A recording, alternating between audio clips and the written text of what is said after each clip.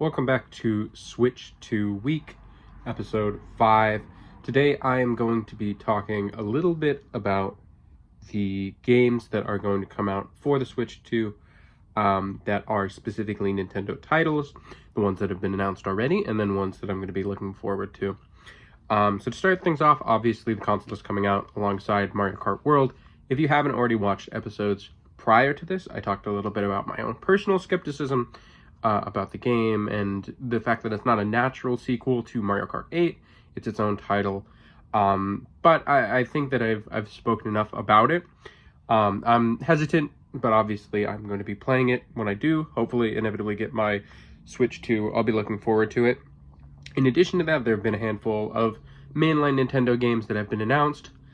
The likes of, obviously, Donkey Kong Bonanza, which should be coming out in about a month's time. In addition to Metroid, which is coming out at some point during this year. A handful of other titles that have been mentioned. Just to speak on those other two, Metroid is a game that I have personally not really played much of. But I will say, obviously, not that there have been many games in my lifetime, or at least in my time of being able to buy video games and play video games. There hasn't really been a great Metroid game for me personally. However, I will say that from what I've seen from this new one, I am pretty excited, and I think that hopefully there is some use in the mouse, and maybe that's something that can be used just because it is a shooter. I'd like to see if there's any way that that could be adapted into the game. I'm sure that they've already taken that into account, and hopefully there is some functionality there.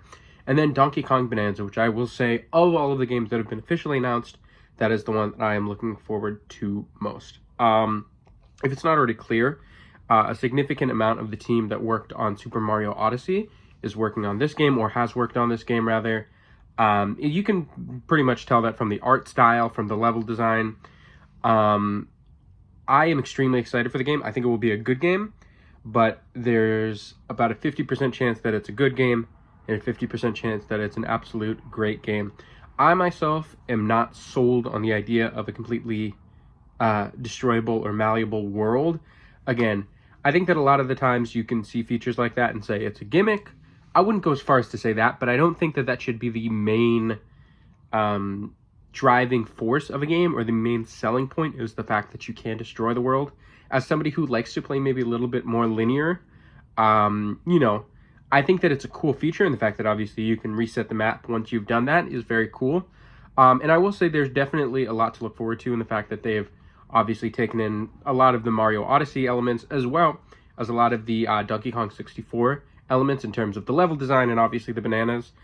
I've already seen lots and lots of theories about the lore and the connection to the Super Mario Odyssey and New Donk City and all of that.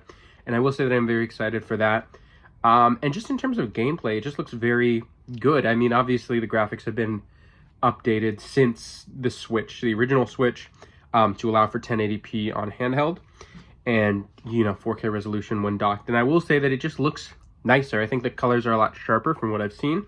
I think that the level design, at least from the tutorials and from the stages that have been either shown on Nintendo Treehouse or whatever it might be, haven't been the most interesting to me personally, especially when you compare that to something like a Super Mario Odyssey that has such clear, distinct, sort of unique level design. But I'm obviously cautiously optimistic about that, and I very much am looking forward to it. I will say that is the most anticipated game that's been announced so far. Looking forward a bit to games that I would like to see. Obviously, I would like to see a successor to Super Mario Odyssey. I think that it's just too good of a game. The mechanics are too good, and the story is too good for it to be a one and done. I mean, you look back to something like Mario Galaxy. They recognize that the aesthetics of the game, but also the gameplay, the music, everything was worthy of having a sequel, and I think that Super Mario Odyssey kind of fits the bill in that same way. I am not certain if that's going to happen. I think that we probably would have heard a lot more about that if that was the case. But that would probably be the game that I would be looking forward to most. Obviously, hopefully there will be eventually a Super Smash Brothers for the Switch 2. Again, haven't heard a lot on that front, but you would just imagine, because of the console and presumably it being the next step, it feels like, particularly for all of these past consoles from N64 to GameCube, to Wii, to Wii U, to Switch. There has been a Smash game. Hasn't always come out at launch, especially when you think back to the Switch, and especially even the Wii U as well. In recent memory, these games came out sort of a little bit through the life cycle of the console, which is maybe a good sign, considering we haven't heard much on that front. But other than that, I mean, to be completely honest, I am interested in what the Switch does with the power of the console. I think that there's so much more that can be realized with the Nintendo Switch 2, considering how much it can handle, that maybe Nintendo wasn't able to realize with consoles prior. I mean, even if you think back to something like the Wii U, even as a home console, it simply could not keep up with any of the other home consoles, even relatively, when you compare it to its contemporaries, right? When you think about the PlayStation or the Xbox. So I think there's a lot of games that, don't necessarily need like 4K pristine graphics, but when you just think about the size and scale of games and maybe just, the types of games that Nintendo are releasing, when you think about how many IPs they have and how many wonderful characters and franchises and all of those wonderful things all together, that could possibly see entirely different games solely based on the fact that the Switch 2 can handle significantly more. It has much more bandwidth and is able to take a lot more in terms of whether that's loading the size of a level or a map, or if we're talking about, different art styles, different graphics being able to be handled on the console. I would say that other than obviously those main games that I've listed off, just seeing something original in the same way that we saw something with Breath of the Wild, right?